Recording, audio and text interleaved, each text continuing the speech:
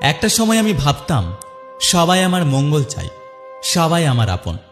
কিন্তু সময় আমাকে শেখালো সব মুখের হাসিতে আন্তরিকতা থাকে না, সব মুখ হাসে না আপনার আনন্দে। কিছু কিছু মুখ হাসে আপনার কষ্টে, আপনার দুঃখে, আপনার ধ্বংসে। আমি প্রথম প্রথম খুব কষ্ট পেতাম, ভেতরটা কেমন যেন মুচড়ে যেত। পেছনে ফিসফিসিয়ে কথা, চোখে চোখ রেখে হালকা তাচ্ছিল্য, এসব কিছুই আমার গায়ে লাগত। আমি তাও কখনো কারো ক্ষতি করিনি। তারপর বুঝলাম এই পৃথিবীতে সবাই নিজের মুখোশ পরে চলছে।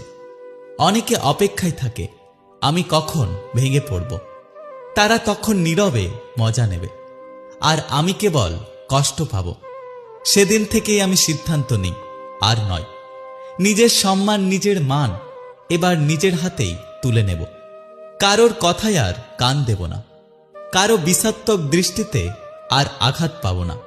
যারা বলেছিল তুমি পারবে না, আমি তাদের কিচ্ছু বলিনি, হাসি দিয়েছি, কারণ তারা আমার গল্পের লেখক নয়। আমার গল্প আমি নিজেই লিখব, আমার জীবন, আমার বিশ্বাস। আমার সৃষ্টিকর্তা জানে আমি কে। আমি শুধু ধৈর্য ধরেছি, নিজেকে সময় দিয়েছি। আমি শিখেছি সব কিছুর উত্তর দিতে নেই, সব অপমানের প্রতিবাদ করতে নেই। চুপ থাকা মানেই দুর্বলতা নয়, চুপ থাকাটাও একটা শক্তি। আমি এখন এমন একা পথ বেছে নিয়েছি যেখানে পিছনে কথা হয় আর আমি সামনে হাঁটি। আমি এখন আর কারো ব্যর্থ আনন্দের উৎস নই। আমি বাঁচি, নিজের জন্য বাঁচি।